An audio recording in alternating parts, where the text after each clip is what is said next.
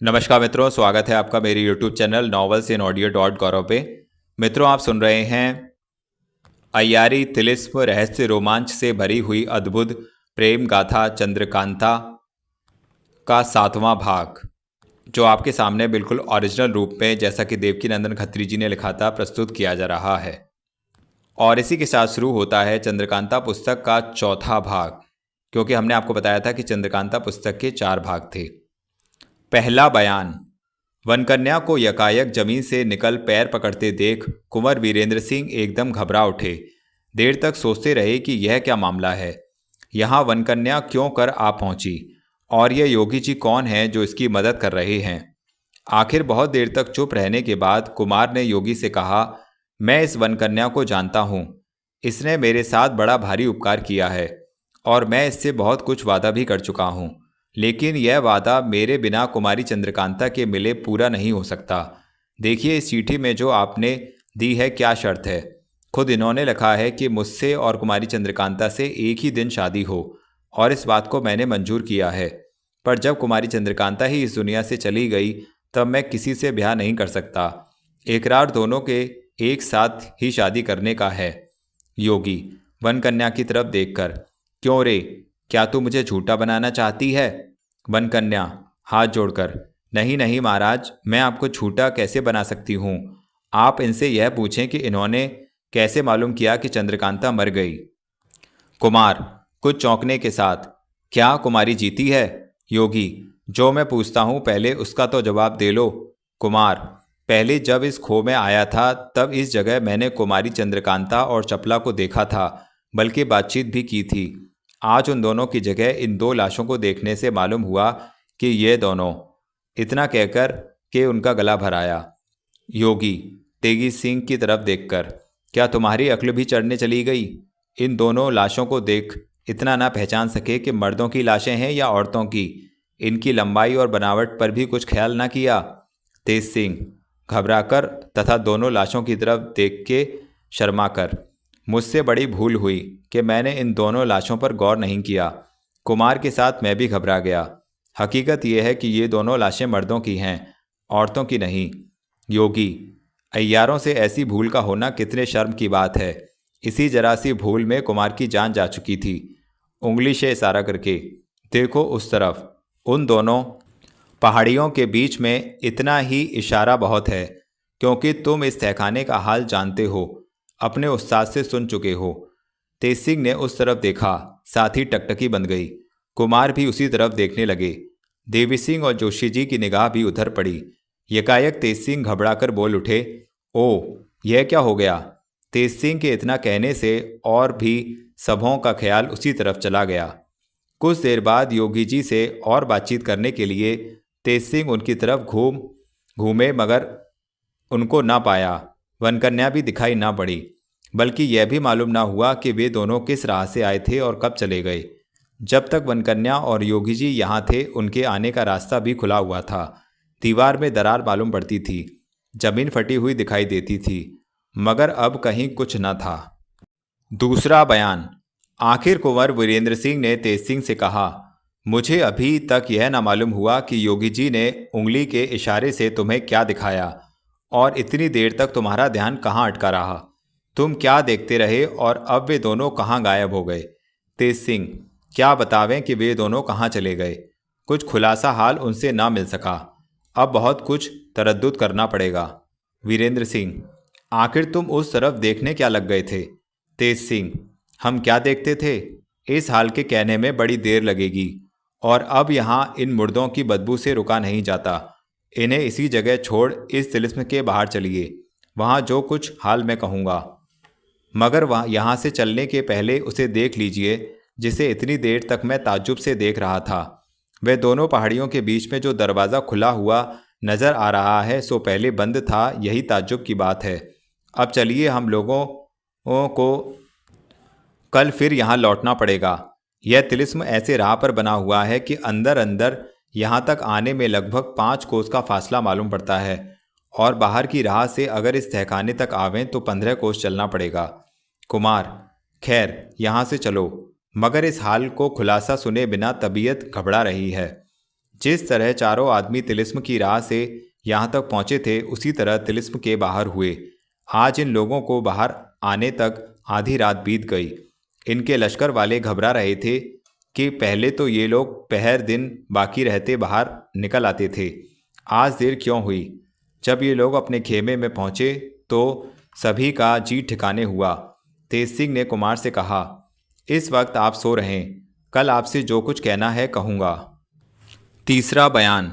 यह तो मालूम हुआ कि कुमारी चंद्रकांता जीती है, मगर कहाँ है और उस खो में से क्यों कर निकल गई, वन कन्या कौन है, योगी जी कहाँ से आए, तेज सिंह को उन्होंने क्या दिखाया इत्यादि इन सब बातों को सोचते और ख्याल दौड़ाते कुमार ने सुबह कर दी। एक घड़ी भी नींद न आई। अभी सवेरा नहीं हुआ था कि पलंग से उठकर जल्दी के मारे खुद तेज सिंह के डेरे में गए। वे अभी तक सोए हुए थे, उन्हें जगाया। तेज सिंह ने उठकर कुमार को सलाम किया। जी में तो समझ ही गए थे कि वही हाल पूछने के लिए कुमार बेताब हैं और इसी से उन्होंने आकर मुझे इतनी जल्दी उठाया है, मगर फिर भी पूछा, कहिए क्या है जो इतने सवेरे आप उठे हैं। कुमार, रात भर नींद नहीं आई, अब जो कुछ कहना है जल्दी कहो, जी बेचैन है। तेज सिंह, अच्छा आप बैठ जाइए, मैं कहता हूँ। कुमार बैठ गए और देवी सिंह तथा जोशी जी को भी उसी जगह बुलवा भेजा। जब वे आ गए तेज सिंह ने कहना शुरू किया, यह तो मुझे अभी तक मालूम नहीं हुआ कि कुमारी चंद्रकांता को कौन ले गया या वे योगी कौन थे और वनकन्या की मदद क्यों करने लगे, मगर उन्होंने जो कुछ मुझे दिखाया वह इतने ताज्जुब की बात थी कि मैं उसे देखने ही में इतना डूबा कि योगी से कुछ पूछ न सका और वे भी बिना कुछ खुलासा हाल कहे चलते बने। उस दिन पहले पहल जब मैं आपको उस खो में ले गया था, जहाँ का हाल जो मैंने अपने गुरु से सुना था, आपसे कहा था, याद है? कुमार, बखूबी याद है। तेज सिंह, मैंने क्या कहा था? कुमार, तुमने यही कहा था कि उसमें बड़ा भारी खजाना है, मगर उस पर एक छोटा सा तिलिस्म भी बंधा हुआ है जो बहुत सहज में टूट सकेगा, क्योंकि उसके तोड़ने की कुछ तरकीब तुम्हारे उस्ताद तुम्हें बता गए हैं। तेज सिंह, हाँ ठीक है, मैंने यही कहा था। कल उस खो में मैंने आपको एक दरवाज़ा दो पहाड़ियों के बीच में दिखाया था, जिसे योगी ने मुझे इशारे से बताया था। उस दरवाजे को खुला देख मुझे मालूम हो गया कि उस तिलिस्म को किसी ने तोड़ डाला और वहाँ का खजाना ले लिया। उसी वक्त मुझे यह ख्याल आया कि योगी ने उस दरवाजे की तरफ इसलिए इशारा किया कि जिसने तिलिस्म तोड़कर वह खजाना लिया है वही कुमारी चंद्रकांता को भी ले गया होगा। इसी सोच और तरद्दुद में डूबा हुआ मैं एकटक उस दरवाजे की तरफ देखता रह गया और योगी महाराज चलते बने। तेज सिंह की इतनी बात सुनकर बड़ी देर तक कुमार चुप बैठे रहे। बदहवासी सी आ गई, इसके बाद संभल कर बैठे और फिर बोले, कुमार, तो कुमारी चंद्रकांता फिर एक नई बला में फंस गई। तेज सिंह, मालूम तो ऐसा ही पड़ता है। कुमार, तब इसका पता कैसे लगे, अब क्या करना चाहिए? तेज सिंह, पहले हम लोगों को उस खो में चलना चाहिए, वहां चलकर उस तिलिस्म को देखें जिसे तोड़कर दूसरा वह खजाना ले गया है। शायद वहां कुछ मिले या उसका कोई निशान पाया जाए। इसके बाद जो कुछ सलाह होगी किया जाएगा। कुमार, अच्छा चलो, मगर इस वक्त एक बात का ख्याल और मेरे जी में आता है। तेज सिंह, वह क्या? कुमार, जब तुम बद्रीनाथ को कैद करने उस खो में गए थे और दरवाज़ा ना खुलने पर वापस आए, उस वक्त भी शायद उस दरवाजे को भीतर से उसी ने बंद कर दिया हो जिसने उस तिलिस्म को तोड़ा है। वह उस वक्त उसके अंदर होगा। तेज सिंह, आपका ख्याल बहुत ठीक है, जरूर यही बात है, इसमें कोई शक नहीं, बल्कि उसी ने शिवदत्त को भी छुड़ाया होगा। कुमार, हो सकता है, मगर जब छूटने पर शिवदत्त ने बेईमानी कर कमर बांधी और मेरे पीछे लश्कर पर धावा मारा, तो क्या उसी ने फिर शिवदत्त को गिरफ्तार करके उस खो में डाल दिया? क्या वह पुर्जा भी उसी का लिखा था जो शिवदत्त के गायब होने के बाद उसके पलंग पर मिला था? तेज सिंह, हो सकता है। कुमार, तो इससे मालूम होता है कि अब हमारा दोस्त भी है, मगर दोस्त है तो कुमारी को क्यों ले गया? तेज सिंह, इसका जवाब देना मुश्किल है, कुछ अक्ल काम नहीं करती। सिवाय इसके शिवदत्त के छूटने के बाद भी तो आपको उस खो में जाने का मौका पड़ा था और हम लोग भी तो आपको खोजते हुए उस खो में पहुंचे थे। उस वक्त चपला ने तो कहा होता कि इस खो में कोई आया था जिसने शिवदत्त को एक दफ़े छुड़ा के फिर कैद कर दिया। उसने इसका कोई जिक्र नहीं किया, बल्कि उसने तो कहा था कि हम शिवदत्त को बराबर इसी खो में देखते हैं। न उसने कोई खौफ की बात बताई। कुमार, मामला तो बहुत ही पेचीदा मालूम पड़ता है, मगर तुम भी कुछ गलती कर गए। तेज सिंह, मैंने क्या गलती की? कुमार, कल योगी ने दीवार से निकलकर मुझे कूदने से रोका, इसके बाद जमीन पर लात मारी और वहां से जमीन फट गई और वनकन्या निकल आई। तो योगी कोई देवता तो थे नहीं कि लात मार के जमीन फाड़ लेते। जरूर वहां पर जमीन के अंदर कोई तरकीब है। तुम्हें भी मुनासिब था कि उसी तरह लात मारकर देखते कि जमीन फटती है या नहीं।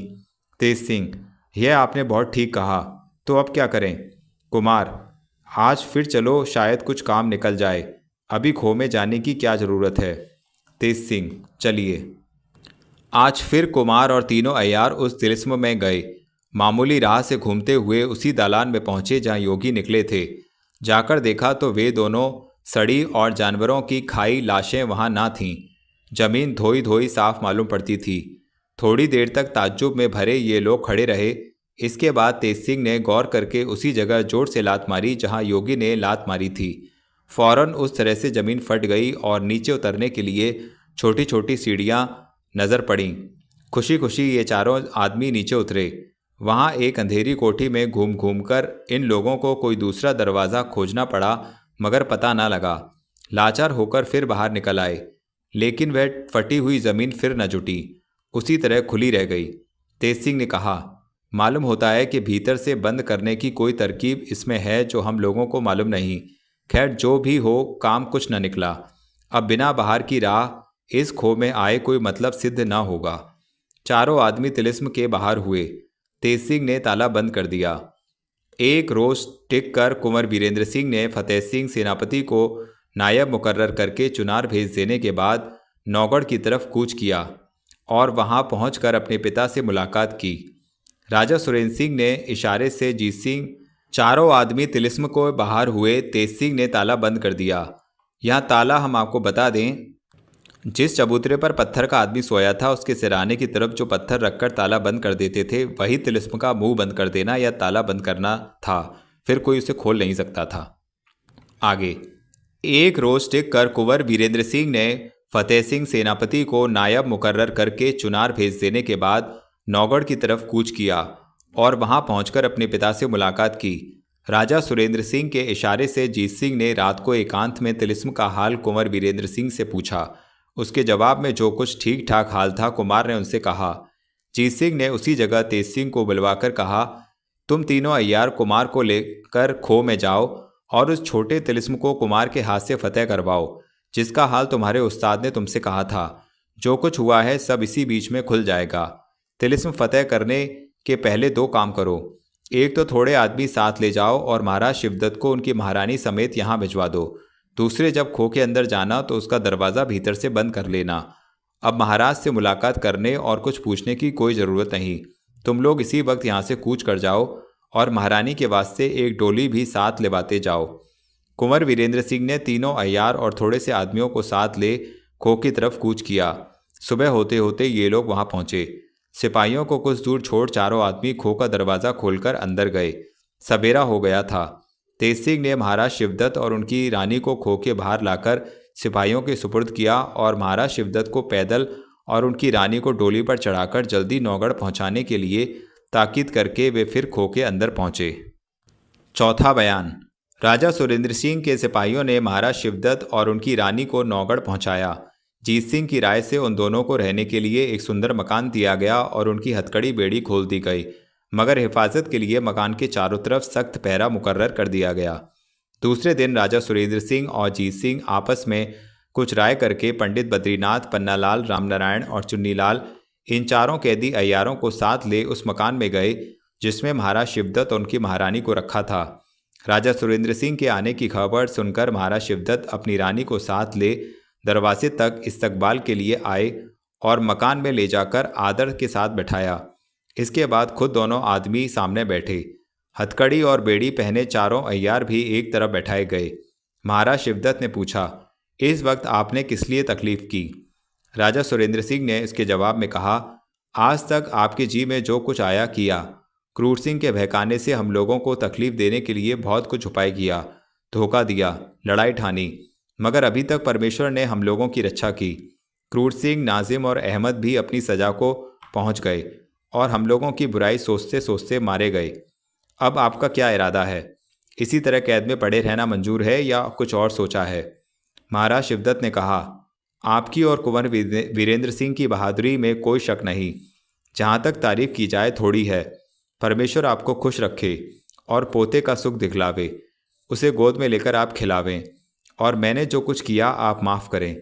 मुझे राज्य की अब बिल्कुल अभिलाषा नहीं है। चुनार को आपने जिस तरह फतेह किया और वहाँ जो कुछ हुआ मुझे सब मालूम है। मैं अब सिर्फ एक बात चाहता हूँ, परमेश्वर के लिए तथा अपनी जवामर्दी और बहादुरी की तरफ ख्याल करके मेरी इच्छा पूरी कीजिए। इतना कहकर हाथ जोड़कर सामने खड़े हो गए। राजा सुरेंद्र सिंह, तो जो कुछ आपके जी में हो कहिए। जहाँ तक हो सकेगा मैं उसे पूरा करूँगा। शिवदत्त, जो कुछ मैं चाहता हूँ आप सुन लीजिए। मेरे आगे कोई लड़का नहीं है जिसकी मुझे फिक्र हो। हाँ, चुनार के किले में मेरे रिश्तेदारों की कई बेवाएं हैं जिनकी परवरिश मेरे ही सबब से होती थी। उनके लिए आप कोई ऐसा बंदोबस्त कर दें जिससे उन बेचारियों की ज़िंदगी आराम से गुजरे। और भी रिश्ते के कई आदमी हैं, लेकिन मैं उनके लिए सिफारिश न करूँगा, बल्कि उनका नाम भी ना बतलाऊँगा, क्योंकि वे मर्द हैं, हर तरह से कमा खा सकते हैं। और हमको अब आप कैद से छुट्टी दीजिए।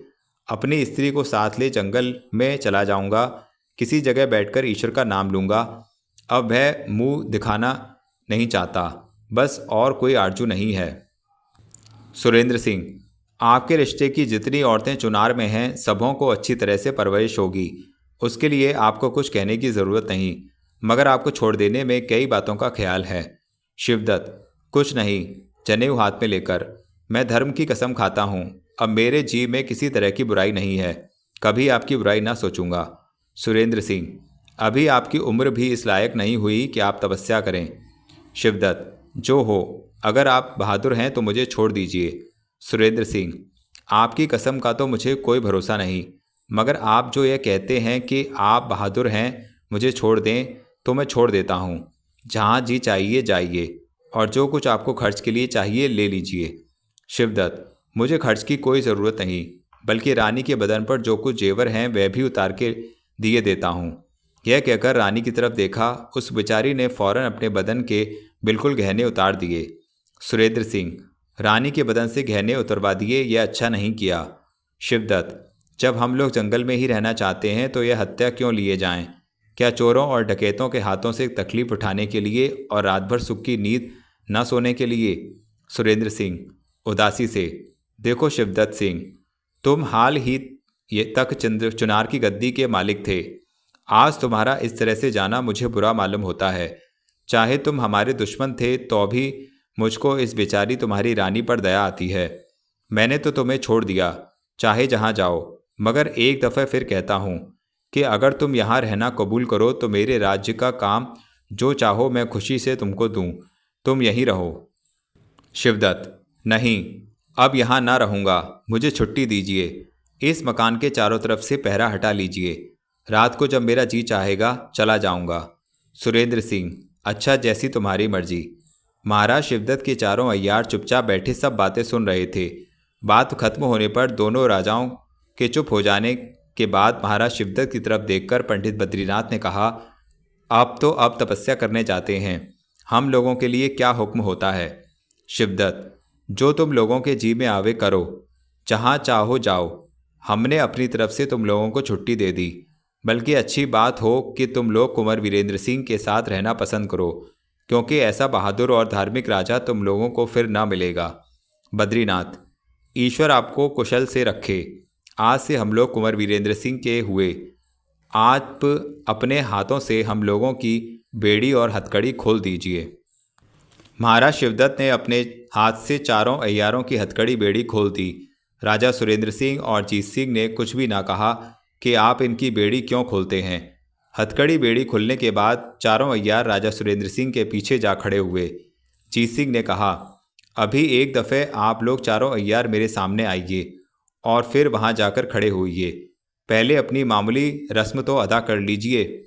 मुस्कुराते हुए पंडित बद्रीनाथ पन्नालाल रामनारायण और चुन्नीलाल जीत सिंह के सामने आए और बिना कुछ कहे जनेऊ और अय्यारी का बटुआ हाथ में लेकर कसम खाकर बोले, आज से मैं राजा सुरेंद्र सिंह और उनके खानदान का नौकर हुआ। ईमानदारी और मेहनत से अपना काम किया करूँगा। तेज सिंह, देवी सिंह और जोशी जी को अपना भाई समझूंगा। बस अब तो रस्म पूरी हो गई, बस और कुछ बाकी नहीं। इतना कहकर जीत सिंह ने चारों को गले से लगा लिया। फिर ये चारों अय्यार राजा सुरेंद्र सिंह के पीछे जा खड़े हुए। राजा सुरेंद्र सिंह ने महाराज शिवदत्त से कहा, अच्छा अब मैं विदा होता हूँ, पहरा अभी उठवाता जाता हूँ। रात को जब जी चाहे चले जाना।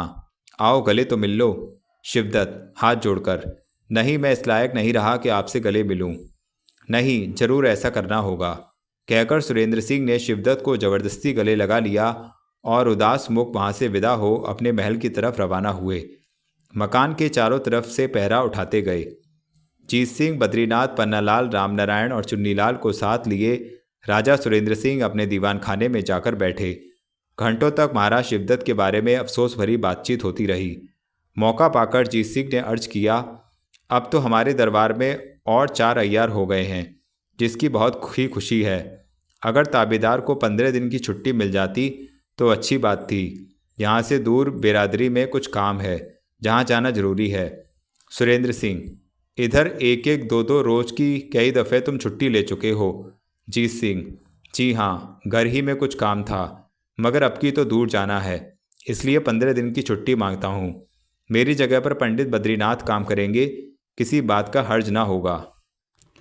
सुरेंद्र सिंह, अच्छा जाओ, लेकिन जहाँ तक हो सके जल्दी आना।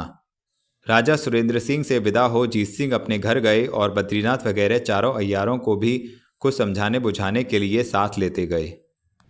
5वां बयान। कुंवर वीरेंद्र सिंह तीनों अय्यारों के साथ खो के अंदर घूमने लगे। तेज सिंह ने इधर उधर के कई निशानों को देखकर कुमार से कहा, बेशक यहाँ का छोटा तिलिस्म तोड़कर कोई खजाना ले गया, जरूर कुमारी चंद्रकांता को भी उसी ने कैद किया होगा। मैंने अपने उस्ताद को भी जुबानी सुना था कि इस खो में कई इमारतें और बाग देखने लायक बल्कि रहने लायक हैं। शायद वह चोर इन्हीं में से कहीं मिल जाए तो ताज्जुब नहीं। कुमार, तब जहाँ तक हो सके काम में जल्दी करनी चाहिए। तेज सिंह, बस हमारे साथ चलिए, अभी से काम शुरू हो जाए।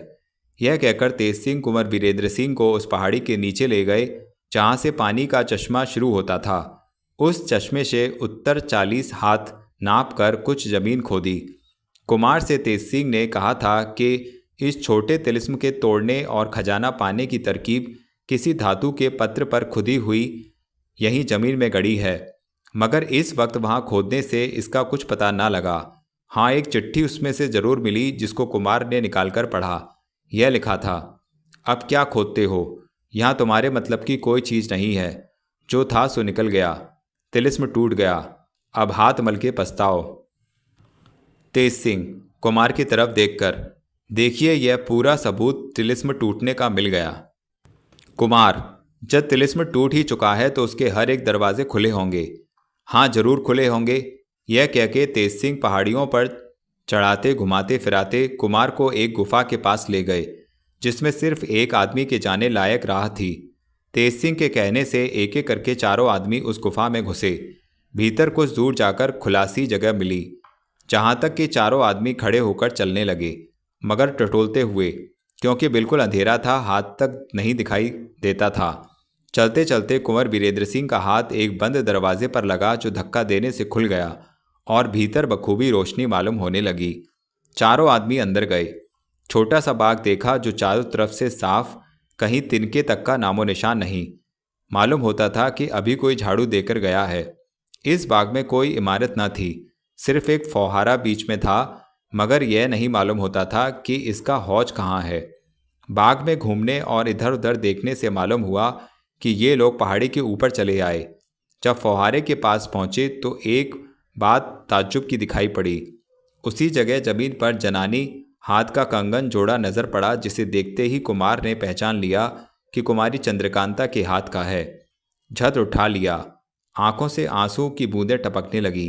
तेज सिंह ने पूछा, यह कंगन यहाँ क्यों कर आया, इसके बारे में क्या ख्याल किया जाए। तेज सिंह इसका कुछ जवाब दिया ही चाहते थे कि जल्दी उनकी निगाह एक कागज पर जा पड़ी, जो उसी जगह रद्दी की तरह मोड़ा हुआ पड़ा था। जल्दी से उसे उठा लिया और खोलकर पढ़ा। यह लिखा था, बड़ी होशियारी से जाना, अय्यार लोग पीछा करेंगे, ऐसा ना हो कि पता लग जाए, नहीं तो तुम्हारा और कुमार दोनों ही का बड़ा भारी नुकसान होगा। अगर मौका मिला तो कल आऊँगा। वही। इस पुर्जे को पढ़कर तेज सिंह किसी सोच में पड़ गए। देर तक चुपचाप खड़े न जाने क्या विचार करते रहे। आखिर कुमार से ना रहा गया। पूछा, क्यों, क्या सोच रहे हो? इस चिट्ठी में क्या लिखा है? तेज सिंह ने वह चिट्ठी कुमार के हाथ में दे दी। वे भी पढ़कर हैरान हो गए और बोले, इसमें जो कुछ लिखा है उस पर गौर करने से तो मालूम होता है कि हमारे और वनकन्या के मामले में ही कुछ है, मगर किसने लिखा यह पता नहीं लगता।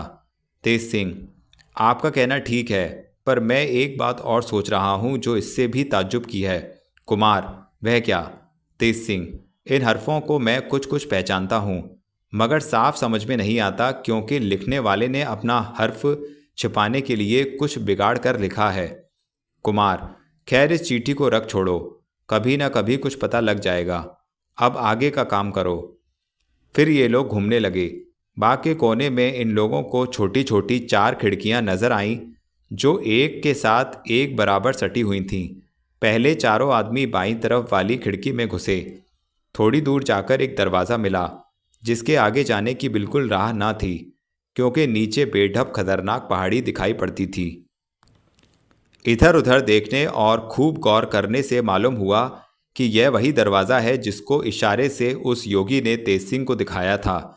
इस जगह से वह दालान बहुत साफ दिखाई देता था, जिसमें कुमारी चंद्रकांता और चपला बहुत दिनों तक बेबस पड़ी थीं। ये लोग वापस होकर फिर उसी बाग में चले आए और उसके बगल वाली दूसरी खिड़की में घुसे, जो बहुत अंधेरी थी। कुछ दूर जाने पर उजाला नजर पड़ा, बल्कि हद तक पहुंचने पर एक बड़ा सा खुला फाटक मिला, जिसके बाहर होकर ये चारों आदमी खड़े हो चारों ओर निगाह दौड़ाने लगे। लंबे चौड़े मैदान के सिवाय और कुछ नजर न आया। तेज सिंह ने चाहा कि घूमकर उस मैदान का हाल मालूम करें, मगर कई सबबों से ऐसा न कर सके। एक तो धूप बहुत कड़ी थी, दूसरे कुमार ने घूमने की राय ना दी। कहा, फिर जब मौका होगा इसको देख लेंगे। इस वक्त तीसरी और चौथी खिड़की में चलकर देखना चाहिए कि क्या है। चारों आदमी लौट आए और तीसरी खिड़की में घुसे। एक बाग में पहुंचते ही देखा कि वनकन्या कई सखियों को लिए घूम रही है, लेकिन कुंवर वीरेंद्र सिंह वगैरह को देखते ही तेजी के साथ बाग के एक कोने में जाकर गायब हो गई। चारों आदमियों ने उनका पीछा किया और घूम घूम कर तलाश भी किया, मगर कहीं कुछ पता न लगा। हाँ, जिस कोने में जाकर वे सब गायब हुई थी, वहां जाने पर एक बंद दरवाज़ा जरूर देखा, जिसके खोलने की बहुत तरकीब की मगर न खुला। उस बाग के एक तरफ छोटी सी बारादरी थी। लाचार होकर अय्यारों के साथ कुंवर वीरेंद्र सिंह उस बारादरी में एक ओर बैठकर सोचने लगे, यह वनकन्या यहाँ कैसे आई? क्या उसके रहने का यही ठिकाना है? फिर हम लोगों को देखकर भाग क्यों गई? क्या अभी हमसे मिलना उसे मंजूर नहीं है? इन सब बातों को सोचते सोचते शाम हो गई, मगर किसी की अक्ल ने कुछ काम न दिया। इस बाग में मेवों के दरख्त बहुत थे और एक छोटा सा चश्मा भी था। चारों आदमियों ने मेवों से अपना अपना पेट भरा और चश्मे का पानी पीकर उसी बारादरी में ज़मीन पर लेट गए। यह राय ठहरी कि रात को इसी बारादरी में गुजारा करेंगे, सवेरे जो कुछ होगा देखा जाएगा। देवी सिंह ने अपने बटुए में से सामान निकालकर चिराग जलाया। उसके बाद बैठकर आपस में बातें करने लगे। कुमार, चंद्रकांता की मोहब्बत में हमारी दुर्गति हो गई, तिस पर भी अभी तक कोई उम्मीद मालूम नहीं पड़ती। तेज सिंह, कुमारी सही सलामत हैं और आपको मिलेंगी ही, इसमें कोई शक नहीं। जितनी मेहनत पर जो चीज़ मिलती है, उसके साथ उतनी ही बड़ी खुशी में ज़िंदगी बीतती है। कुमार, तुमने चपला के लिए कौन सी तकलीफ़ उठाई? तेज सिंह, तो चपला ही ने मेरे लिए कौन सा दुख भोगा, जो कुछ किया कुमारी चंद्रकांता के लिए। जोशी, क्यों तेज सिंह, क्या यह चपला तुम्हारी ही जात की है? तेज सिंह, इसका हाल तो कुछ मालूम नहीं कि वह कौन जात है, लेकिन जब मोहब्बत हो गई तो फिर चाहे कोई जात हो। जोशी जी, लेकिन क्या उसका कोई वली वारिस भी नहीं है? अगर तुम्हारी जात की ना हुई तो उसके माँ बाप सब कबूल करेंगे। तेज सिंह, अगर कुछ ऐसा वैसा हुआ तो उसको मार डालूंगा और अपनी भी जान दे दूंगा। कुमार, कुछ इनाम दो तो हम चपला का हाल तुम्हें बता दें। तेज सिंह, इनाम में हम चपला ही को आपके हवाले कर देंगे। कुमार, खूब याद रखना, चपला फिर हमारी हो जाएगी। तेज सिंह, जी हाँ, आपकी हो जाएगी। कुमार, चपला हमारे ही जात की है, इसका बाप बड़ा भारी जमींदार और पूरा अय्यार था। इसको 7 दिन की छोड़ के इसकी माँ मर गई। इसके बाप ने इसे पाला और अय्यारी सिखाई। अब कुछ ही वर्ष गुजरे हैं कि इसका बाप भी मर गया। महाराज जयसिंह उसको बहुत मानते थे। उसने इनके बड़े बड़े काम किए थे। मरने के वक्त अपनी बिल्कुल जमा पूंजी और चपला को महाराज के सुपुर्द कर गया, क्योंकि उसका और कोई वारिस नहीं था। महाराज जयसिंह भी इसको अपनी लड़की की तरह मानते हैं और महारानी भी इसे बहुत ही चाहती हैं। कुमारी चंद्रकांता का और इसका लड़कपन ही से साथ होने के सबब दोनों में बड़ी मोहब्बत है। तेज सिंह: आज तो आपने बड़ी खुशी की बात सुनाई। बहुत दिनों से इसका खुटका लगा हुआ था, पर कई बातों को सोचकर आपसे पूछा नहीं। भला यह बातें आपको मालूम कैसे हुईं? कुमार: खास चंद्रकांता की जुबानी। तेज सिंह: तब तो बहुत ठीक है। तमाम रात बातचीत में गुजर गई। किसी को नींद ना आई। सवेरे ही उठकर जरूरी कामों से छुट्टी पा उसी चश्मे में नहाकर संध्या पूजन किया और कुछ मेवा खा जिस राह से उस बाग में गए थे उसी राह से लौट आए और चौथी खिड़की के अंदर क्या है ये देखने के लिए उसमें घुसे। उसमें भी जाकर एक हरा भरा बाग देखा, जिसे देखते ही कुमार चौंक पड़े। 6वां बयान। तेज सिंह ने कुंवर वीरेंद्र सिंह से पूछा, आप इस बाग को देखकर चौंके क्यों? इसमें कौन सी अद्भुत चीज़ आपको नज़र पड़ी? कुमार: मैं इस बाग को पहचान गया। तेज सिंह ताज्जुब से: आपने इसको कब देखा था? कुमार: यह वही बाग है जिसमें मैं लश्कर से लाया गया था। इसी में मेरी आंखें खुली थीं। इसी में जब मेरी आंख खुली तो कुमारी चंद्रकांता की तस्वीर देखी थी और इसी बाग में खाना भी मिला था, जिसे खाते ही मैं बेहोश कर दूसरे बाग में पहुंचाया गया था। वह देखो सामने वह छोटा सा तालाब है जिसमें मैंने स्नान किया था। दोनों तरफ 2 जामुन के पेड़ कैसे ऊंचे दिखाई दे रहे हैं। तेज सिंह: हम लोग भी इस बाग की सैर कर लेते तो बेहतर था। कुमार: चलो घूमें। मैं ख्याल करता हूँ कि उस कमरे का दरवाज़ा भी खुला होगा जिसमें कुमारी चंद्रकांता की तस्वीर देखी थी। चारों आदमी उस बाग में घूमने लगे।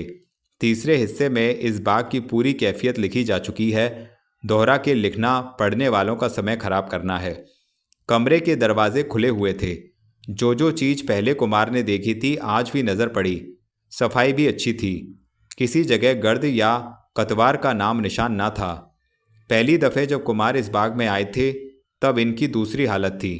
ताज्जुब में भरे हुए थे, तबीयत घबरा रही थी, कई बातों का सोच घेरे हुए था, इसलिए इस बाग की सैर पूरी तौर से नहीं कर सके थे। पर आज अपने अय्यारों के साथ हैं, किसी बात की फिक्र नहीं, बल्कि बहुत से अरमानों के पूरा होने की उम्मीद बन रही है। खुशी खुशी अय्यारों के साथ घूमने लगे। आज इस बाग की कोई कोठड़ी, कोई कमरा, कोई दरवाज़ा बंद नहीं है। सब जगहों को देखते, अपने अय्यारों को दिखाते और मौके पर यह भी कहते जाते हैं, इस जगह हम बैठे थे, इस जगह भोजन किया था, इस जगह सो गए थे कि दूसरे बाग में पहुँचे। तेज सिंह ने पूछा, दोपहर को भोजन करके सो रहने के बाद जिस कमरे में पहुँचे थे, जरूर उस बाग का रास्ता भी कहीं इस बाग में से ही होगा। अच्छी तरह घूम के खोजना चाहिए। कुमार: मैं भी यही चाहता हूँ। देवी सिंह कुमार से: पहले दफ़े जब इस बाग में आप आए थे तो खूब खातिर की गई थी। नहाकर पहनने के लिए कपड़े मिले थे, पूजा पाठ का सामान दुरुस्त था, भोजन करने के लिए अच्छी अच्छी चीज़ें मिली थीं, पर आज तो कोई बात भी नहीं पूछता, यह क्या? कुमार: यह तुम लोगों के कदमों की बरकत है। घूमते घूमते एक दरवाज़ा उन लोगों को मिला जिसे खोल के ये लोग दूसरे बाग में पहुँचे।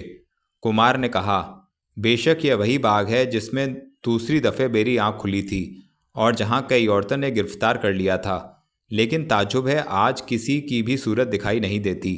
वारे चित्रनगर, पहले तू कुछ और था और आज कुछ और ही है। चलो इस बाग में चलकर देखें कि क्या कैफियत है। यह तस्वीर का दरबार और रौनक बाकी है या नहीं। यह रास्ता याद है और मैं इस बाग में बखूबी जा सकता हूँ। इतना कह कुमार आगे हुए और उनके पीछे पीछे तीनों अय्यार भी तीसरे बाग की तरफ बढ़े। 7वां बयान। विजयगढ़ के महाराज जयसिंह को पहले यह खबर लगी थी कि तिलिस्म टूट जाने पर भी कुमारी चंद्रकांता का पता न लगा।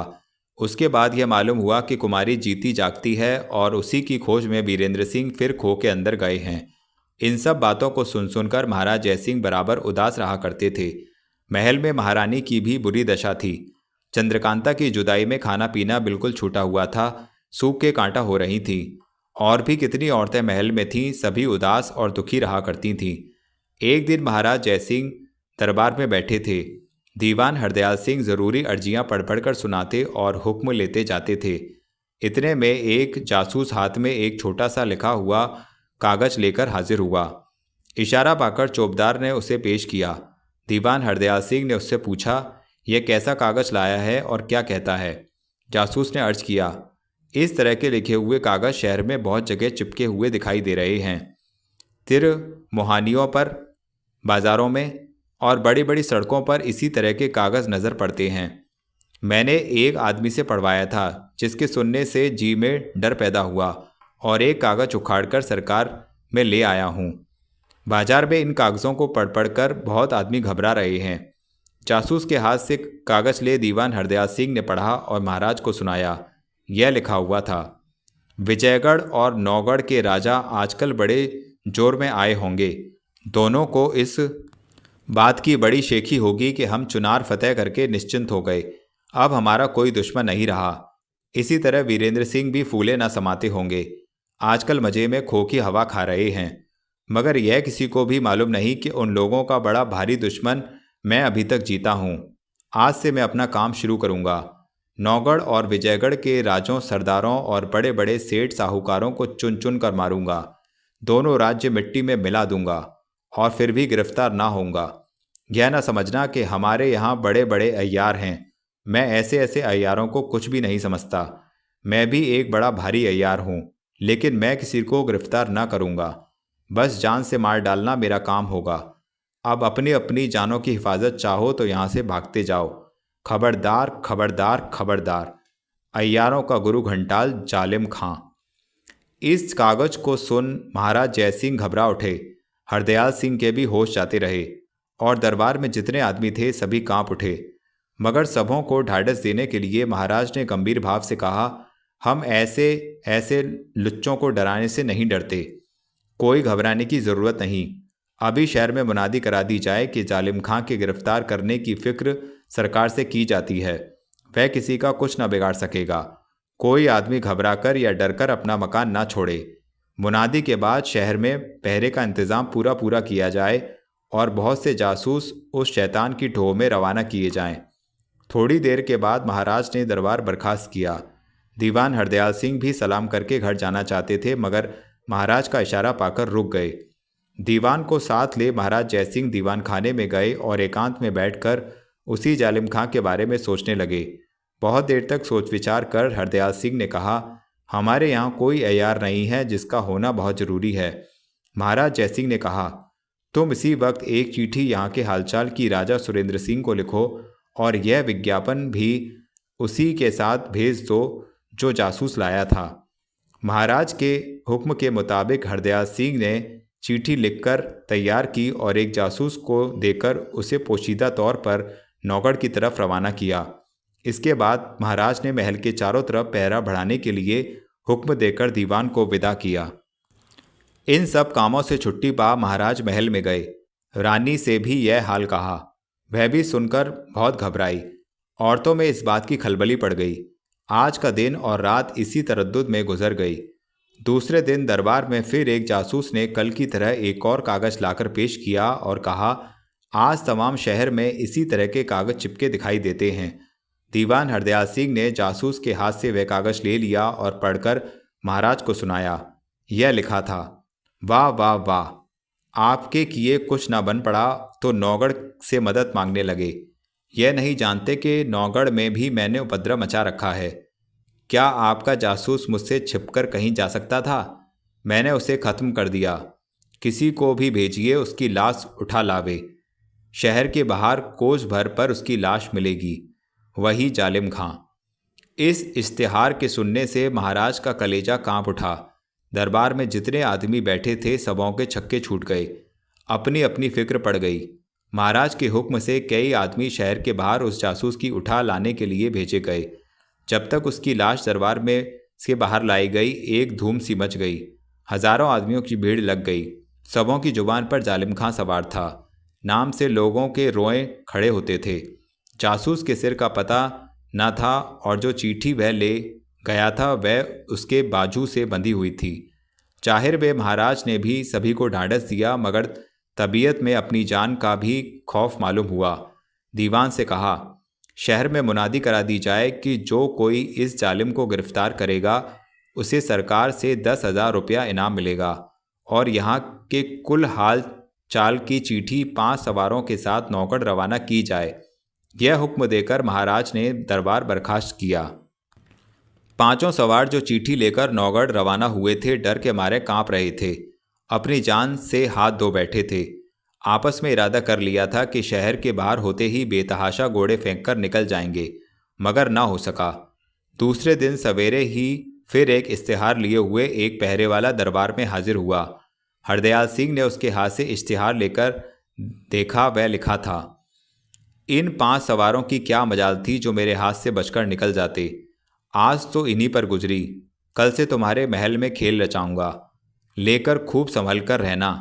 तुमने यह मुनादी कराई है कि जालिम खां को गिरफ्तार करने वाला 10,000 इनाम पावेगा। मैं भी कह देता हूं कि जो कोई मुझे गिरफ्तार करेगा उसे मैं 20,000 इनाम दूंगा। वही जालिम खां। आज का इश्तिहार पढ़ने से लोगों की क्या कैफियत हुई वे ही जानते होंगे। महाराज के तो होश उड़ गए थे। उनको अब उम्मीद ना रही कि हमारी खबर नौगढ़ पहुंचेगी। एक चिट्ठी के साथ पूरी पलटन को भेजना यह भी जवामर्दी से दूर था। सिवाय इसके दरबार में जासूसों ने यह भी खबर सुनाई कि जालिम खां के खौफ से शहर कांप रहा है। ताज्जुब नहीं कि 2 या 3 दिन में तमाम रियाया शहर खाली कर दे। यह सुनकर और भी तबीयत घबरा उठी। महाराज ने कई आदमी उन सवारों की लाशों को लाने के लिए रवाना किए। वहां जाते उन लोगों की जान कांपती थी, मगर हाकिम का हुक्म था, क्या करते, लाचार जाना पड़ा। 5 सवारों की लाशें लाई गईं। उन सबों के सिर कटे हुए न थे, मालूम होता था फांसी लगाकर जान ली गई है, क्योंकि गर्दन में रस्सी के दाग थे। इस कैफियत को देखकर महाराज हैरान चुपचाप बैठे थे। कुछ अक्ल काम नहीं करती थी कि इतने में सामने से पंडित बद्रीनाथ आते दिखाई दिए। आज पंडित बद्रीनाथ का ठाठ देखने लायक था। पोर पोर से फुर्तीलापन झलक रहा था। अय्यारी के पूरे ठाठ से सजे थे, बल्कि उसमें फाजिल तीर कमान लगाए, चुस्त जांगिया कसे, बटुआ और खंजर कमर में, कमंद पीठ पर लगाए, पत्थरों की झोली गले में लटकती हुई, छोटा सा डंडा हाथ में लिए कचहरी में आ मौजूद हुए। महाराज जयसिंह को यह खबर पहले ही लग चुकी थी कि राजा शिवदत्त अपनी रानी को लेकर तपस्या करने के लिए जंगल की तरफ चले गए, और पंडित बद्रीनाथ, पन्नालाल वगैरह सब अय्यार राजा सुरेंद्र सिंह के साथ हो गए हैं। ऐसे वक्त पंडित बद्रीनाथ का पहुंचना महाराज के वास्ते ऐसा हुआ जैसे मरे हुए पर अमृत का बरसना। देखते ही खुश हो गए, प्रणाम करके बैठने का इशारा किया और बद्रीनाथ आशीर्वाद देकर बैठ गए। जयसिंह, आज आप बड़े मौके पर यहाँ पहुँचे। बद्रीनाथ, जी हाँ, अब आप कोई चिंता ना करें, 2 ही एक दिन में जालिम खां को गिरफ्तार कर लूँगा। जयसिंह, आपको जालिम खां की खबर कैसे लगी? बद्रीनाथ, इसकी खबर तो नौगढ़ में ही लग गई थी, जिसका खुलासा हाल दूसरे वक्त कहूँगा। यहाँ पहुँचने पर शहर वालों को मैंने बहुत उदास और डर के मारे कांपते देखा। रास्ते में जो मुझको मिलता था उसे बराबर ढाढ़स देता था कि घबराओ मत, अब मैं आ पहुँचा हूँ। बाकी हाल एकांत में कहूँगा, और जो कुछ काम करना होगा उसकी राय भी दूसरे वक्त एकांत ही में आपके और दीवान हरदयाल सिंह के सामने पक्की होगी, क्योंकि अभी तक मैंने स्नान पूजा कुछ भी नहीं किया है। इससे छुट्टी पाकर तब कोई काम करूँगा। अब महाराज जयसिंह के चेहरे पर कुछ खुशी दिखाई देने लगी। दीवान हरदयाल सिंह को हुक्म दिया कि पंडित बद्रीनाथ को आप अपने मकान में उतारिए और उनके आराम की कुल चीज़ों का बंदोबस्त कर दीजिए, जिससे किसी बात की तकलीफ ना हो। मैं भी अब उठता हूँ। बद्रीनाथ, शाम को महाराज के दर्शन कहाँ होंगे? क्योंकि उसी वक्त मेरी बातचीत होगी। जयसिंह, जिस वक्त तुम चाहोगे मुझसे मुलाकात हो सकेगी। महाराज जयसिंह ने दरबार बर्खास्त किया। पंडित बद्रीनाथ को साथ ले दीवान हरदयाल सिंह अपने मकान पर आए और उनकी ज़रूरत की चीज़ों का पूरा इंतज़ाम कर दिया। जो कुछ दिन बाकी था पंडित बद्रीनाथ ने जालिम खां के गिरफ्तार करने की तरकीब सोचने में गुजारा। शाम के वक्त दीवान हरदयाल सिंह को साथ ले महाराज जयसिंह से मिलने गए। मालूम हुआ कि महाराज बाग की सैर कर रहे हैं। वे दोनों भी बाग में गए। उस वक्त वहाँ महाराज के पास बहुत से आदमी थे। पंडित बद्रीनाथ के जाते ही वे लोग विदा कर दिए गए। सिर्फ बद्रीनाथ और हरदयाल सिंह महाराज के पास रह गए। पहले कुछ देर तक चुनार के राजा शिवदत्त के बारे में बातचीत होती रही। इसके बाद महाराज ने पूछा कि नौगढ़ में जालिम खां की खबर क्यों कर पहुंची। बद्रीनाथ: नौगढ़ में भी उसने इसी तरह से इश्तिहार चिपकाए हैं, जिनके पढ़ने से मालूम हुआ कि विजयगढ़ में भी वह उपद्रव करेगा, इसलिए हमारे महाराज ने मुझे यहाँ भेजा है। महाराज, इस दुष्ट जालिम खां ने वहाँ तो किसी की जान नहीं ली? बद्रीनाथ: नहीं, वहाँ अभी इसका दांव नहीं लगा। अय्यार लोग भी बड़ी मुस्तैदी से उसकी गिरफ्तारी की फिक्र में लगे हुए हैं। महाराज, यहाँ तो उसने कई खून किए। बद्रीनाथ: शहर में आते ही यह खबर मुझे लग चुकी है, खैर देखा जाएगा। महाराज, अगर जोशी जी को भी साथ लाते तो उनके रमल की मदद से वह बहुत जल्द गिरफ्तार हो जाता। बद्रीनाथ: महाराज, जरा उसकी बहादुरी की तरफ ख्याल कीजिए कि इश्तिहार देखकर डंके की चोट पर काम कर रहा है। ऐसे शख्स की गिरफ्तारी भी उसी तरह होनी चाहिए। जोशी जी के मदद की इसमें क्या ज़रूरत है? महाराज, देखें वह कैसे गिरफ्तार होता है, शहर भर उसके खौफ से कांप रहा है। बद्रीनाथ: घबराइए नहीं, सुबह शाम में किसी न किसी को गिरफ्तार करता हूँ। महाराज, क्या वे लोग कई आदमी हैं? बद्रीनाथ: ज़रूर कई आदमी होंगे। यह अकेले के काम नहीं है कि यहाँ से नौगढ़ तक की खबर रखे और दोनों तरफ नुकसान पहुँचाने की नीयत करे। महाराज: अच्छा, जो चाहो करो। तुम्हारे आ जाने से बहुत कुछ ढाढ़स हो गई, नहीं तो बड़ी ही फिक्र लगी हुई थी। बद्रीनाथ: अब मैं रुखसत होऊंगा, क्योंकि बहुत कुछ काम करना है। हरदयाल: क्या आप डेरे की तरफ ना जाएंगे? बद्रीनाथ: कोई ज़रूरत नहीं, मैं पूरे बंदोबस्त से आया हूँ और जिधर ही चाहेगा चल दूंगा। कुछ रात जा चुकी थी जब महाराज से विदा हो बद्रीनाथ जालिम खां की टोह में रवाना हुए। 8वां बयान। बद्रीनाथ जालिम खां की फिक्र में रवाना हुए। वह क्या करेंगे और क्यों कर जालिम खां को गिरफ्तार करेंगे, इसका हाल किसी को मालूम नहीं। जालिम खां ने आखिरी इश्तिहार में महाराज को धमकाया था कि अब तुम्हारे महल में डाका मारूंगा। महाराज पर इस इश्तिहार का बहुत कुछ असर हुआ। पहरे पर आदमी चौगुने कर दिए गए। आप भी रात भर जागने लगे। हरदम तलवार का कब्जा हाथ पे रहता था। बद्रीनाथ के आने से कुछ तसल्ली हो गई थी, मगर जिस रोज़ वे जालिम खां को गिरफ्तार करने चले गए, उसके दूसरे ही दिन फिर एक इश्तिहार शहर में हर चौमुहानियों और सड़कों पर चिपका हुआ लोगों को नज़र पड़ा, जिसमें का एक कागज़ जासूस ने लाकर दरबार में महाराज के सामने पेश किया और दीवान हरदयाल सिंह ने पढ़कर सुनाया। यह लिखा हुआ था, महाराज जय सिंह, होशियार रहना। पंडित बद्रीनाथ की अय्यारी के भरोसे मत फूलना। वह कल का छोकरा क्या कर सकता है? पहले तो जालिम खां तुम्हारा दुश्मन था, अब मैं भी पहुंच गया हूं। 15 दिन के अंदर इस शहर को उजाड़ कर दूंगा और आज के चौथे दिन बद्रीनाथ का सिर लेकर 12 बजे रात को तुम्हारे महल में पहुंचूंगा। होशियार होशियार, उस वक्त भी जिसका जी चाहे गिरफ्तार कर ले। देखूं तो माई का लाल कौन निकलता है। जो भी महाराज का दुश्मन हो और मुझसे मिलना चाहे, वह टेटी चोटी में 12 बजे रात को मुझसे मिल सकता है। आफत खां खूनी। इस इश्तिहार ने तो महाराज के बचे बचाए होश भी उड़ा दिए। बस यही जी में आता था कि इसी वक्त विजयगढ़ छोड़ के भाग जाएं, मगर जवामर्दी और हिम्मत ऐसा करने से रोकती थी। जल्दी से दरबार बर्खास्त किया। दीवान हरदयाल सिंह को साथ ले दीवान खाने में चले गए और इस नए आफत खां खूनी के बारे में बातचीत करने लगे। महाराज, अब क्या किया जाए? एक ने तो आफत मचा ही रखी थी, अब दूसरे इस आफत खां ने आकर और भी जान सुखा दी। अगर ये दोनों गिरफ्तार ना हुए तो हमारे राज्य करने पर लानत है।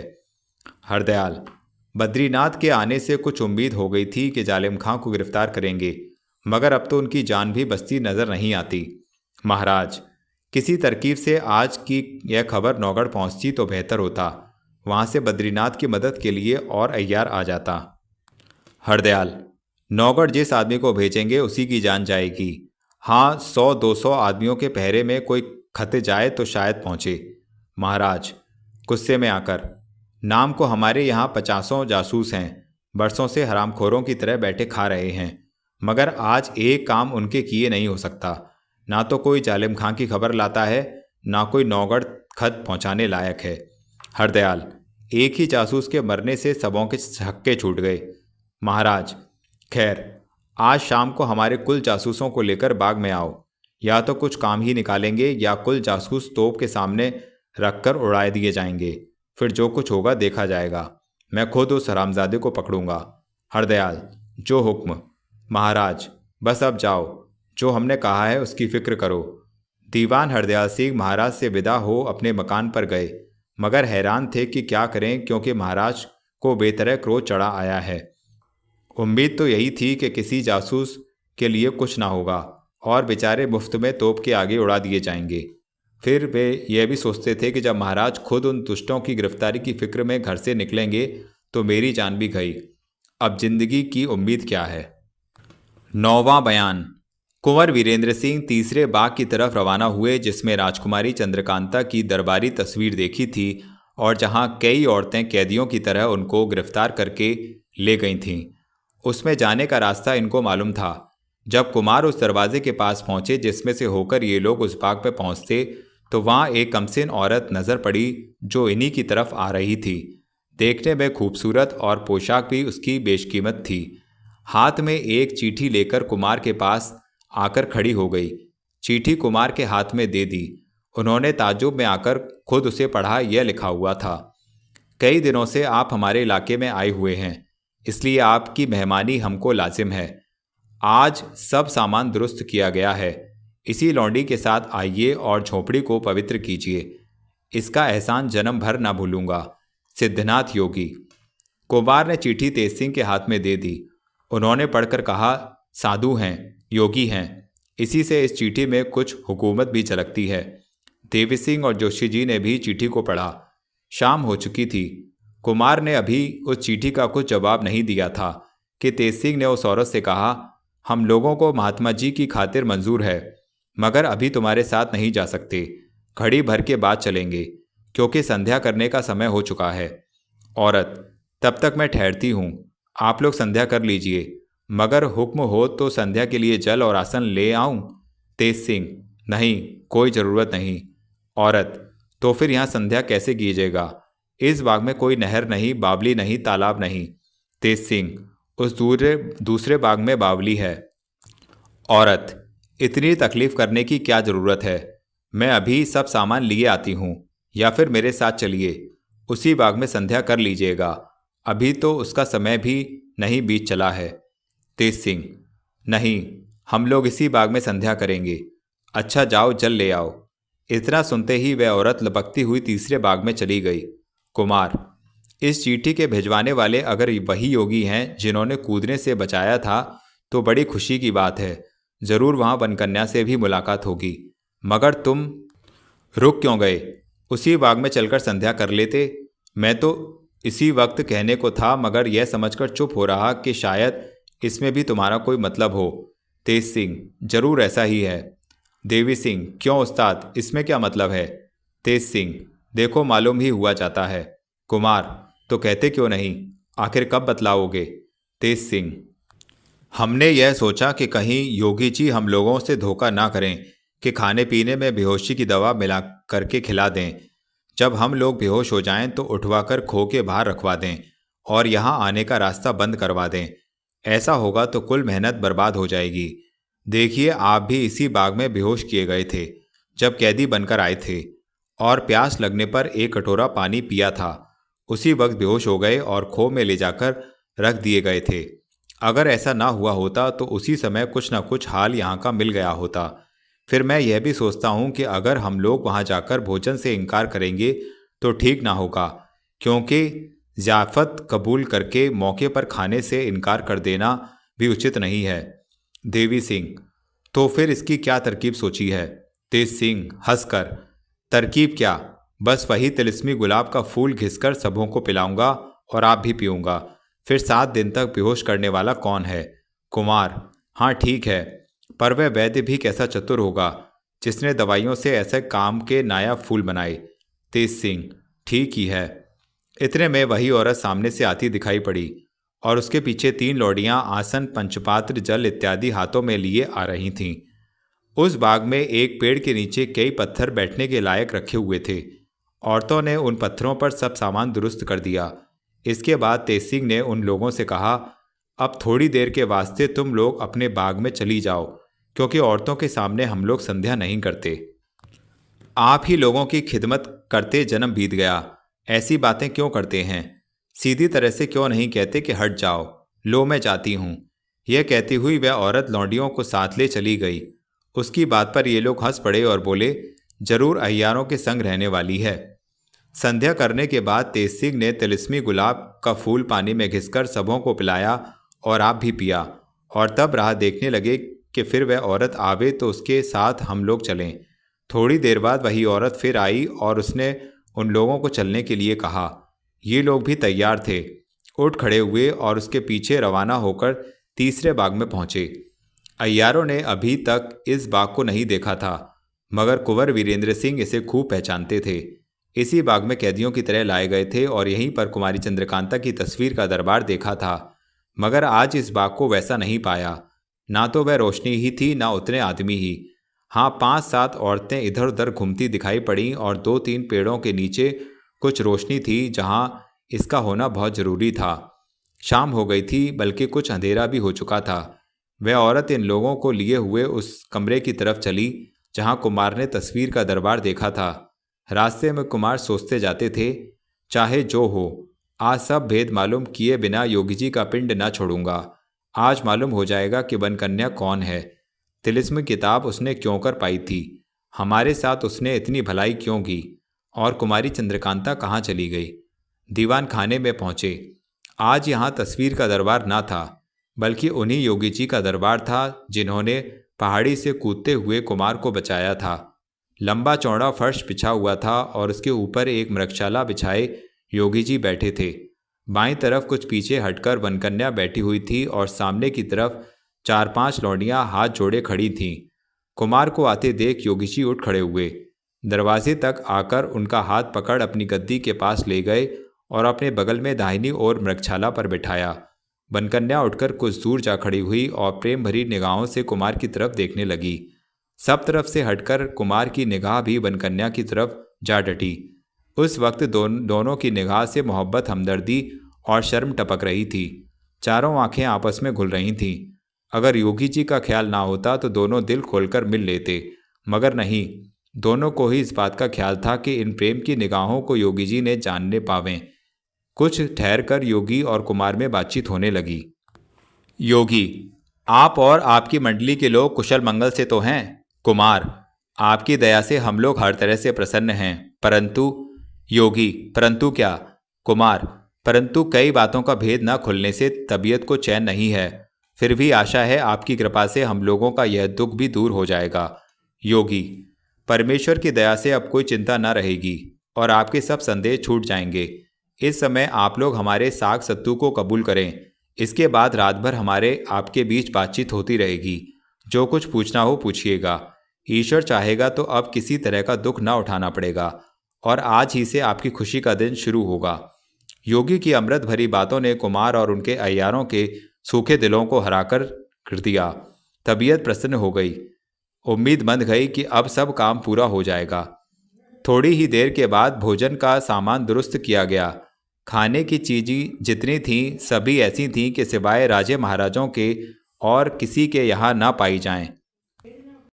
खाने पीने से निश्चिंत होने पर बाग के बीचों बीच में पत्थर के खूबसूरत चबूतरे पर फर्श बिछाया गया और उसके ऊपर मृगशाला बिछाकर योगी जी बैठ गए। अपने बगल में कुमार को बैठा लिया। कुछ दूर हटकर वनकन्या अपनी 2 सखियों के साथ बैठी और जितनी औरतें थीं हटा दी गईं। रात पहर भर से ज़्यादा जा चुकी थी। चंद्रमा अपनी पूर्ण किरणों से उदय हो रहे थे। ठंडी ठंडी हवा चल रही थी। बाग में सुगंधित फूलों की मीठी महक उड़ रही थी। योगी ने मुस्कुराकर कुमार से कहा, अब जो कुछ आपको पूछना हो पूछिए, मैं सब बातों का जवाब दूंगा और जो कुछ आपका काम अभी तक अटका है उसको भी कर दूंगा। कुंवर वीरेंद्र सिंह के जी में बहुत सी ताज्जुब की बातें भरी हुई थीं। हैरान थे कि क्या पहले पूछें। आखिर खूब संभल कर बैठे और योगी जी से पूछने लगे। 10वां बयान। जो कुछ दिन बाकी था दीवान हरदयाल सिंह ने जासूसों को इकट्ठा करने और समझाने बुझाने में बिताया। शाम को सब जासूसों को साथ ले हुक्म के मुताबिक महाराज जयसिंह के पास बाग में हाजिर हुए। खुद महाराज जयसिंह ने जासूसों से पूछा, तुम लोग जालिम खां का पता क्यों नहीं लगा सकते? इसके जवाब में उन्होंने अर्ज किया कि महाराज, हम लोगों से जहाँ तक बनता है कोशिश करते हैं, उम्मीद है कि पता लग जाएगा। महाराज ने कहा, आफत खां, एक नया शैतान पैदा हुआ है। इसने अपने इश्तिहार में मिलने का पता भी लिखा है। फिर क्यों नहीं तुम लोग इसी ठिकाने मिलकर उसे गिरफ्तार करते हो? जासूसों ने जवाब दिया, महाराज, आफत खां ने अपने मिलने का ठिकाना टेटी चोटी लिखा है। अब हम लोग क्या जाने टेटी चोटी कहाँ है, कौन सा मोहल्ला है, या किस जगह को उसने उस जगह के नाम से लिखा है। इसका क्या अर्थ है और हम लोग कहाँ जाएं? यह सुनकर महाराज भी टेटी चोटी के गौर में पड़ गए। कुछ भी समझ में ना आया। जासूसों को बेकसूर समझकर कुछ न कहा। हाँ, डरा धमका के और ताकीद करके रवाना किया। अब महाराज को अपने जीने की उम्मीद कम रह गई। खौफ के मारे रात भर हाथ में तलवार लिए जागा करते, क्योंकि थोड़ा बहुत जो कुछ भरोसा था अपनी बहादुरी ही का था। दूसरे दिन फिर एक इश्तिहार शहर में चिपका हुआ पाया गया, जिसे पहरवालों ने लाकर हाजिर किया। दीवान हरदयाल सिंह ने उसे पढ़कर सुनाया। यह लिखा था, देखना, खूब संभले रहना। बद्रीनाथ को गिरफ्तार कर चुका हूँ। अपने पहले वादे के बमूजिब कल 12 बजे रात को उसका सिर लेकर तुम्हारे महल में हम लोग कई आदमी पहुँचेंगे। देखें कैसे गिरफ्तार करते हो। आफत खां। 11वां बयान। विजयगढ़ के पास एक भयानक जंगल में नाले के किनारे एक पत्थर की चट्टान पर 4 आदमी सिपाहियाना पोशाक पहने बैठे हैं। उसके पास ही दूसरी चट्टान पर 2 आदमी बैठे आपस में धीरे धीरे बातें कर रहे हैं। चांदनी खूब छिटकी हुई है, जिनमें इन लोगों की सूरत और पोशाक साफ दिखाई पड़ती है। दोनों आदमियों में से जो दूसरे पत्थर पर बैठे हुए हैं, एक की उम्र लगभग 40 वर्ष की होगी। काला रंग, लंबा कद, काली दाढ़ी, सिर्फ जांघिया और चुस्त कुर्ता पहने हुए, तीर कमान और ढाल तलवार आगे रखे, एक घुटना जमीन के साथ लगाए बैठे हैं। बड़ी बड़ी और कड़ी मूछें ऊपर को चढ़ी हुई हैं। भूरी और खूंखार आंखें चमक रही हैं। चेहरे से बदमाशी और लुटेरापन झलक रहा है। इसका नाम जालिम खां है। दूसरा शख्स जो उसी के सामने वीरासन बैठा है, उसका नाम आफत खां है। मेयाना कद, लंबी दाढ़ी, चुस्त पायजामा और कुर्ता पहने, घड़ासा सामने और एक छोटी सी गठरी बाईं तरफ रखे, जालिम खां की बातें खूब गौर से सुनता और जवाब देता जाता है। जालिम खां, तुम्हारे मिल जाने से बड़ा सहारा हो गया। आफत खां, इसी तरह मुझको तुम्हारे मिलने से। देखो यह गड़ासा हाथ में लेकर, इसी से हजारों आदमियों की जानें जाएंगी। मैं सिवाय इसके कोई दूसरा हरबा नहीं रखता। यह जहर से बुझाया हुआ है। जिसे जरा सा भी इसका जख्म लग जाए, फिर उसके बचने की कोई उम्मीद नहीं। जालिम खां, बहुत हैरान होने पर तुमसे मुलाकात हुई। आफत खां, मुझे तुमसे ज़रूर मिलना था, इसलिए इश्तिहार चिपका दिए, क्योंकि तुम लोगों का कोई ठिकाना तो था ही नहीं जहाँ खोजता। लेकिन मुझे यकीन था कि तुम अय्यारी जरूर जानते होगे, इसलिए अय्यारी बोली में अपना ठिकाना लिख दिया, जिसमें किसी दूसरे की समझ में ना आवे कि कहाँ बुलाया है। जालिम खां, ऐसी ही कुछ थोड़ी सी अय्यारी सीखी थी, मगर तुम इस फन में उस्ताद मालूम होते हो, तभी तो बद्रीनाथ को झट गिरफ्तार कर लिया। आफत खां, उस्ताद तो मैं कुछ भी नहीं, मगर हाँ, बद्रीनाथ ऐसे छोकरे के लिए बहुत हूँ। जालिम खां, जो चाहो करो, मगर मैंने आज से तुमको अपना उस्ताद मान लिया। जरा बद्रीनाथ की सूरत तो दिखा दो। आफत खां, हाँ हाँ देखो, धड़ तो इसका गाड़ दिया, मगर सर गठरी में बंधा है। लेकिन हाथ मत लगाना, क्योंकि इसको मसाले से तर किया है, जिसमें कल तक सड़ न जाए। इतना कह आफत खां ने अपने बगल वाली गठड़ी खोली, जिसमें बद्रीनाथ का सिर बंधा हुआ था। कपड़ा खून से तर हो रहा था। जितने आदमी उनके साथियों में से उस जगह थे, बद्रीनाथ की खोपड़ी देख देख खुशी के मारे उछलने लगे। जालिम खां, यह शख्स बड़ा ही शैतान था। आफत खां, लेकिन मुझसे बच के कहाँ जाता।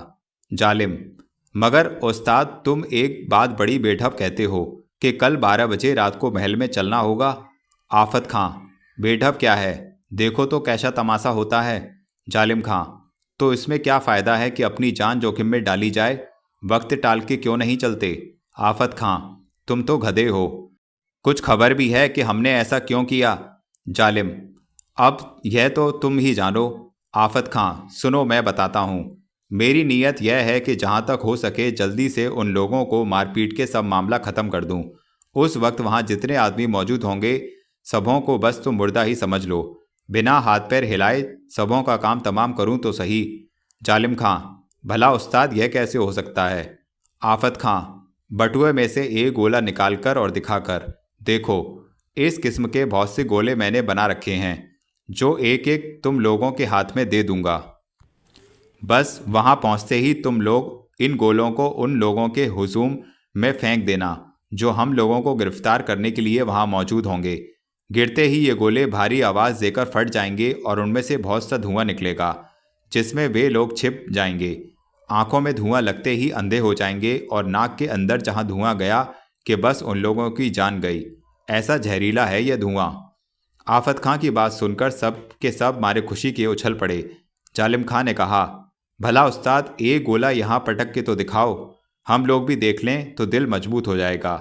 हाँ देखो, यह कहकर के आफत खां ने वह गोला ज़मीन पर पटक दिया। साथ ही एक आवाज़ देकर गोला फट गया और बहुत सा जहरीला धुआं फैला, जिसको देखते ही आफत खां, जालिम खां और उनके साथी लोग जल्दी से हट गए। तिस पर भी उन लोगों की आंखें सूज गईं और सर घूमने लगा। यह देखकर आफत खां ने अपने बटुए में से मरहम की एक डिबिया निकाली और सबों की आंखों में वह मरहम लगाया तथा हाथ में मलकर सुंघाया, जिससे उन लोगों की तबीयत कुछ ठिकाने हुई और आफत खां की तारीफ करने लगे। जालिम खां, वाह उस्ताद, यह तो तुमने बहुत ही बढ़िया चीज़ बनाई है। आफत खां, क्यों अब तो महल में चलने का हौसला हुआ? जालिम खां, शुक्र है उस पाक परवरदिगार का जिसने तुम्हें मिला दिया। जो काम हम लोग साल भर के करते सो तुम एक रोज में कर सकते हो। वाह उस्ताद वाह, अब तो हम लोग उछलते कूदते महल में चलेंगे और सबों को दोज़ख में पहुंचाएंगे। लाओ एक एक गोला सबों को दे दूं।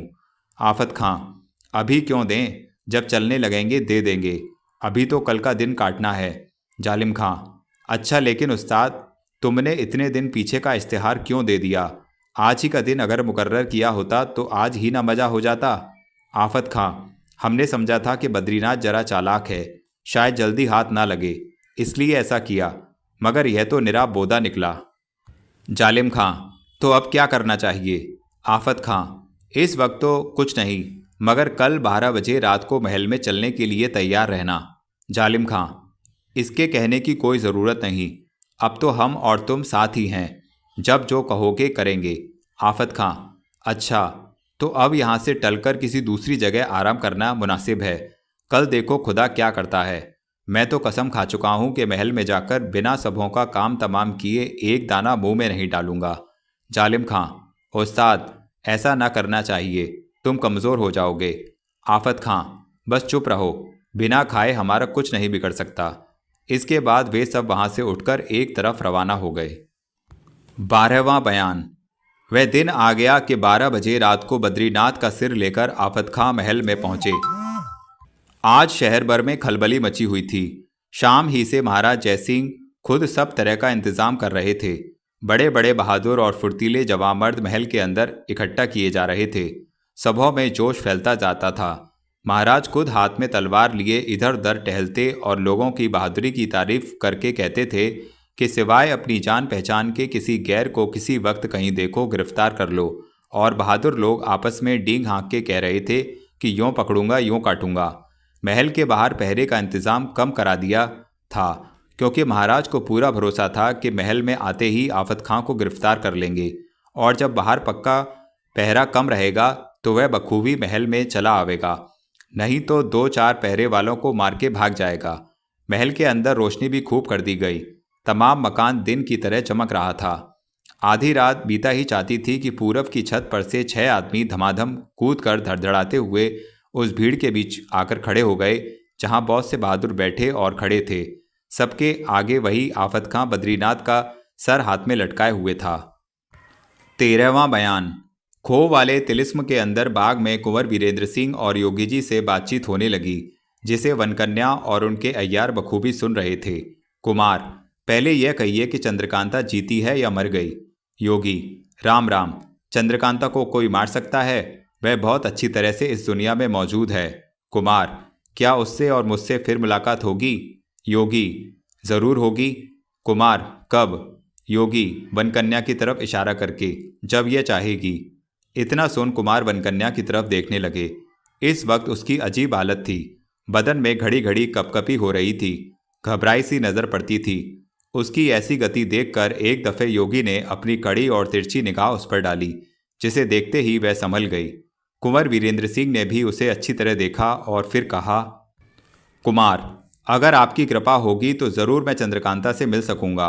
योगी, नहीं, यह काम बिल्कुल बनकन्या की तरफ दिखा के इसी के हाथ में है, मगर यह मेरे हुक्म में है, अस्तु आप घबराते क्यों हैं? और जो बातें आपको पूछनी हो पूछ लीजिए, फिर चंद्रकांता से मिलने की तरकीब भी बता दी जाएगी। कुमार, अच्छा बताइए कि यह बनकन्या कौन है? योगी, एक राजा की लड़की है। कुमार, मुझ पर इसने बहुत उपकार किए, इसका क्या सबब है? योगी, इसका यही सबब है कि कुमारी चंद्रकांता से और इससे बहुत प्रेम है। कुमार, अगर ऐसा है तो यह मुझसे शादी क्यों किया चाहती है? योगी, तुम्हारे साथ शादी करने की इसको कोई ज़रूरत नहीं, और ना यह तुमको चाहती ही है, केवल कुमारी चंद्रकांता की जिद से लाचार है, क्योंकि उसको यही मंजूर है। योगी की यह आखिरी बात सुनकर कुमार मन में बहुत खुश हुए और फिर योगी से बोले, कुमार, जब चंद्रकांता से और इनसे इतनी मोहब्बत है तो यह मेरे सामने क्यों नहीं लाती? योगी, अभी उसका समय नहीं है। कुमार, क्यों? योगी, जब राजा सुरेंद्र सिंह और महाराज जयसिंह को आप यहाँ लावेंगे तब यह कुमारी चंद्रकांता को लाकर आपके हवाले कर देंगी। कुमार, तो मैं अभी यहाँ से जाता हूँ, जहाँ तक होगा उन दोनों को लेकर बहुत जल्द आऊँगा। योगी, मगर पहले हमारी एक बात का जवाब दे लो। कुमार, वह क्या? योगी, वनकन्या की तरफ इशारा करके, इस लड़की से तुम्हारी बहुत कुछ मदद की है और तुमने तथा तुम्हारे अय्यारों ने इसे देखा भी है। इसका हाल और कौन कौन जानता है, और तुम्हारे अय्यारों के सिवा इसे और किस किस ने देखा है? कुमार, मेरे और फतेह सिंह के सिवाय इन्हें आज तक किसी ने नहीं देखा। हाँ, आज ये अय्यार लोग इनको ज़रूर देख रहे हैं। बनकन्या, एक दफ़ा ये तेज सिंह की तरफ बताकर मुझसे मिल गए हैं, मगर शायद वह हाल इन्होंने ना कहा हो, क्योंकि मैंने कसम दे दी थी। यह सुनकर कुमार ने तेज सिंह की तरफ देखा। उन्होंने कहा, जी हाँ, यह उस वक्त की बात है जब आपने मुझसे कहा था कि आजकल तुम लोगों की अय्यारी में उल्ली लग गई है। तब मैंने कोशिश करके इनसे मुलाकात की और कहा कि अपना पूरा हाल मुझसे जब तक ये ना कहेंगी मैं ना मानूंगा और आपका पीछा ना छोड़ूंगा। तब इन्होंने कहा कि एक दिन वह आवेगा कि चंद्रकांता और मैं कुमार की कहलाऊंगी, मगर इस वक्त तो मेरा पीछा मत करो, नहीं तो तुम ही लोगों के काम का हर्ज होगा। तब मैंने कहा कि अगर आप इस बात की कसम खाएं कि चंद्रकांता कुमार को मिलेगी तो इस वक्त मैं यहाँ से चला जाऊं। इन्होंने कहा कि तुम भी इस बात की कसम खाओ कि आज का हाल तब तक किसी से ना कहोगे जब तक मेरा और कुमार का सामना ना हो जाए। आखिर इस बात की हम दोनों ने कसम खाई। यही सबब है कि पूछने पर भी मैंने यह सब हाल किसी से नहीं कहा। आज इनका और आपकी पूरी तौर से सामना हो गया, इसलिए कहता हूँ। योगी, कुमार से, अच्छा, तो इस लड़की को सिवाय तुम्हारे तथा अय्यार लोगों के और किसी ने नहीं देखा, मगर इसका हाल तो तुम्हारे लश्कर वाले जानते होंगे कि आजकल कोई नई औरत आई है जो कुमार की मदद कर रही है। कुमार, नहीं, यह हाल भी किसी को नहीं मालूम, क्योंकि सिवाय अय्यारों के मैं और किसी से इनका हाल कहता ही ना था, और अय्यार लोग सिवाय अपनी मंडली के दूसरे को किसी बात का पता क्यों देने लगे। हाँ, इतने नकाबपोश सवारों को हमारे लश्कर वालों ने कई दफ़े देखा है, और इनका खत लेकर भी जब जब कोई हमारे पास आया तब तब हमारे लश्कर वालों ने देखकर शायद कुछ समझा हो। योगी, इसका कोई हर्ज नहीं। अच्छा, यह बताओ कि तुम्हारी जुबानी राजा सुरेंद्र सिंह और जयसिंह ने भी कुछ इसका हाल सुना है? कुमार, उन्होंने तो नहीं सुना। हाँ, तेज सिंह के पिता जीत सिंह जी से मैंने यह सब हाल जरूर कह दिया था, शायद उन्होंने मेरे पिता से कहा हो। योगी, नहीं, जीत सिंह यह सब हाल तुम्हारे पिता से कभी न कहेंगे, मगर अब तुम इस बात का खूब ख्याल रखो कि वन कन्या ने जो काम तुम्हारे साथ किए हैं उसका हाल किसी को ना मालूम हो। कुमार, मैं कभी ना कहूँगा, मगर आप यह तो बतावें कि इनका हाल किसी से ना कहने से आपका क्या फ़ायदा सोचा? अगर मैं किसी से कहूँगा तो इस पे इनकी तारीफ ही होगी। योगी, तुम लोगों के बीच में चाहे इसकी तारीफ हो, मगर जब यह हाल इसके माँ बाप सुनेंगे तो उन्हें कितना रंज होगा, क्योंकि एक बड़े घर की लड़की का पराये मर्द से मिलना और पत्र व्यवहार करना तथा ब्याह का संदेशा देना इत्यादि कितने ऐब की बात है। कुमार, हाँ, यह तो ठीक है।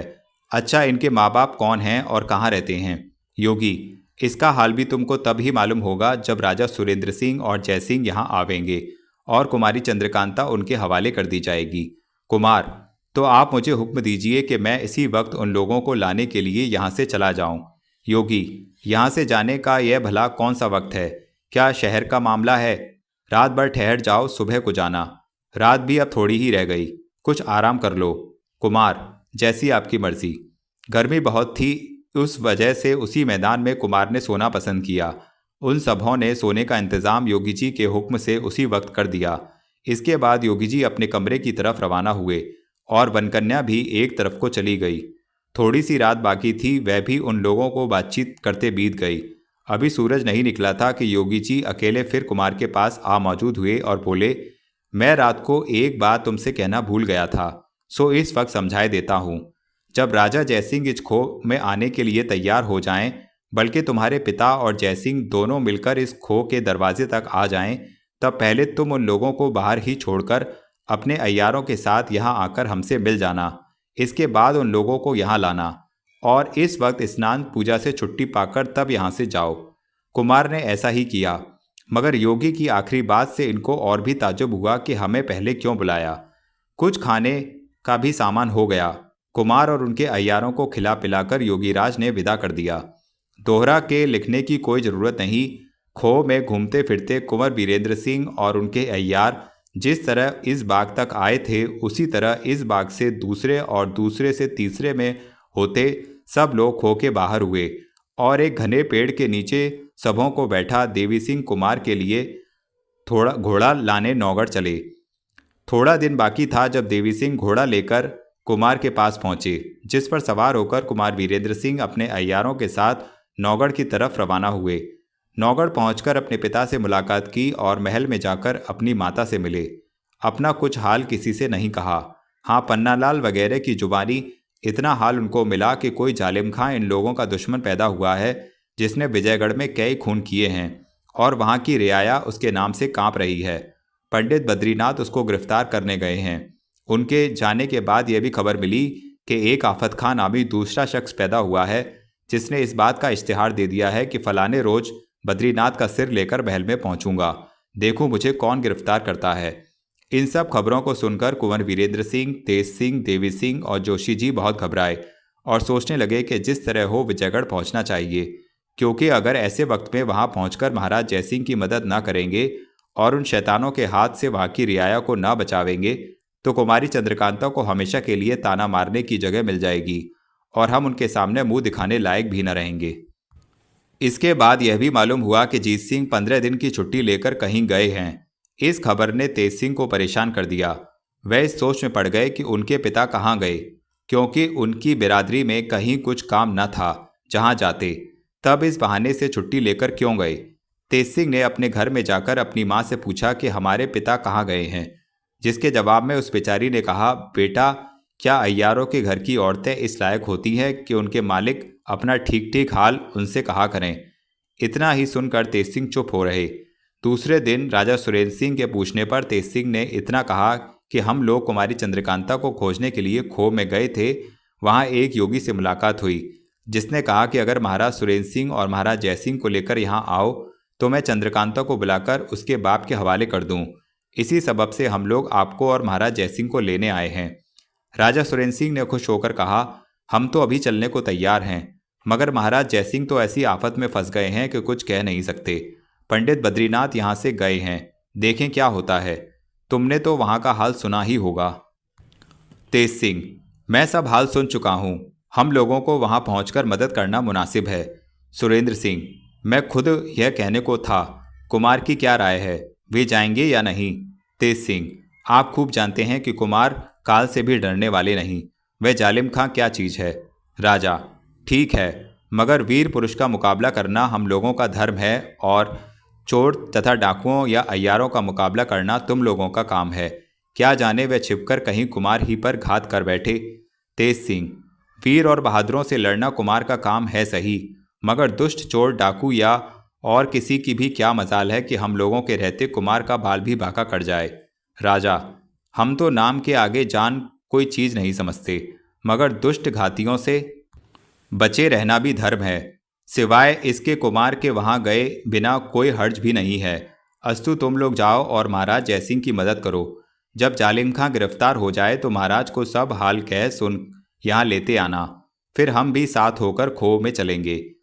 राजा सुरेंद्र सिंह की मर्जी कुमार को इस वक्त विजयगढ़ जाने देने की नहीं समझकर और राजा से बहुत जिद करना भी बुरा ख्याल करके तेज सिंह चुप हो रहे।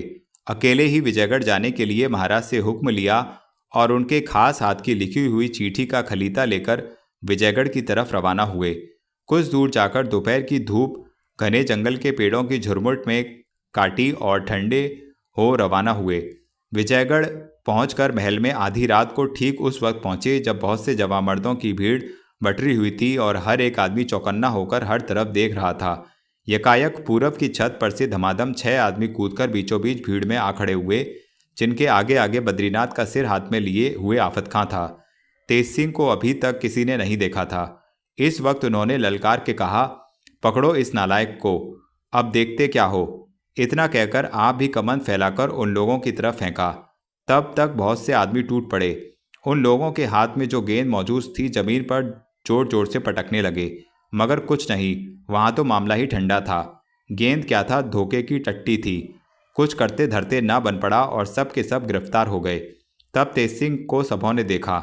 आफत खां ने भी इनकी तरफ देखा और कहा, तेज मेमचे बद्री। इतना सुनते ही तेज सिंह ने आफत खां का हाथ पकड़ के इन सबों से अलग कर लिया और हाथ पैर खोल गले से लगा लिया। सब गुल मचाने लगे। हाँ हाँ हाँ, यह क्या करते हो? यह तो बड़ा भारी दुष्ट है। इसी ने बद्रीनाथ को मारा है। देखो, इसी के हाथ में बेचारे बद्रीनाथ का सिर है। तुम्हें क्या हो गया है कि इसके साथ ऐसी नेकी करते हो? पर तेज सिंह ने घुड़क कर कहा, चुप रहो। कुछ खबर भी है कि यह कौन है? बद्रीनाथ का मारना क्या खेल हो गया? तेज सिंह की इज्जत को सब जानते थे। किसी की मजाल ना थी कि उनकी बात काटता। आफत खां को उनके हवाले करना ही पड़ा, मगर बाकी 5 आदमियों को खूब मजबूती से बांधा। आफत खां का हाथ भी तेज सिंह ने छोड़ दिया और साथ साथ लिए हुए महाराज जयसिंह की तरफ चले। चारों तरफ धूम मची हुई थी। जालिम खां और उसके साथियों के गिरफ्तार हो जाने पर भी लोग कांप रहे थे। महाराज भी दूर से सब तमाशे देख रहे थे। तेज सिंह को आफत खां के साथ अपनी तरफ आते देख घबरा गए। म्यान से तलवार खींच लिया। तेज सिंह ने पुकार कर कहा, घबराइए नहीं, हम दोनों आपके दुश्मन नहीं हैं। ये जो हमारे साथ हैं, जिन्हें आप कुछ और समझे हुए हैं, वास्तव में पंडित बद्रीनाथ हैं। यह कहकर आफत खां की दाढ़ी हाथ से पकड़कर झटक दी, जिससे बद्रीनाथ कुछ पहचाने गए। अब महाराज जयसिंह का जी ठिकाने हुआ। पूछा, बद्रीनाथ उनके साथ क्यों थे?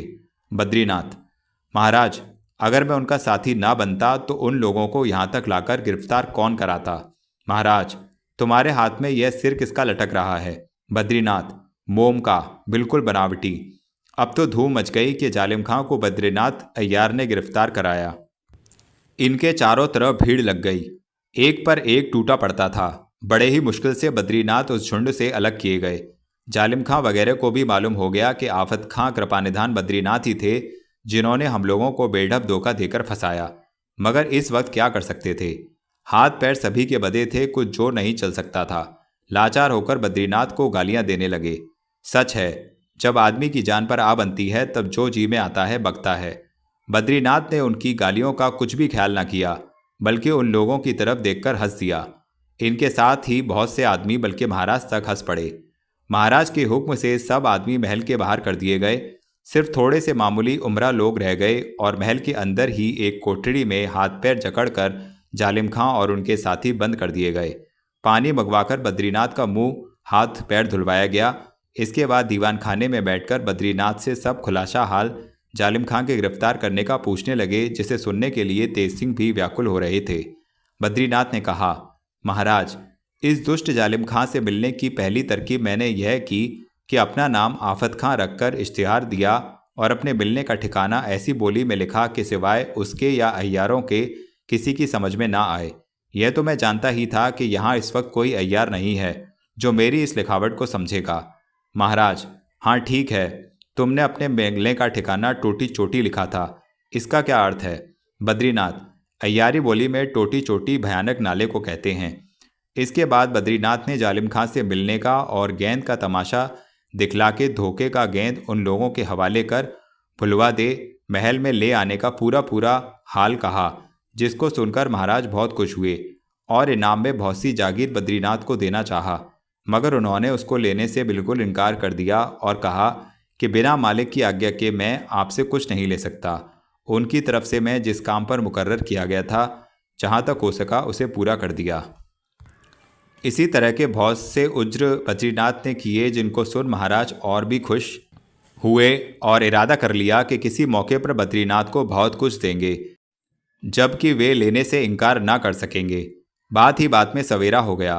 तेज सिंह और बद्रीनाथ महाराज से विदा हो दीवान हरदयाल सिंह के घर आए। तो मित्रों, इस प्रकार हमारे चैनल पर चंद्रकांता का 7वां भाग समाप्त हुआ। आशा करता हूँ आपको ये कहानी अवश्य पसंद आ रही होगी। तो यदि आपने चैनल सब्सक्राइब नहीं किया है तो चैनल सब्सक्राइब कर लें, और कहानी आपको कैसी लग रही है कमेंट में बताएं, और फ्रेंड्स को लाइक करें, शेयर करें, क्योंकि ये कहानी बहुत ही अद्भुत है और सभी को इसके बारे में पता चलना चाहिए कि हमारे देश में किस तरह के राइटर हुए हैं जिन्होंने विश्व में इस तरह की ऐसी पहली कहानी लिखी है जैसी कहीं भी देखने को नहीं मिलती। तो इन वीडियोस को, चंद्रकांता के वीडियोस को ज़्यादा से ज़्यादा लाइक करें, शेयर करें और फ्रेंड्स रिलेटिव्स को बताएं। धन्यवाद।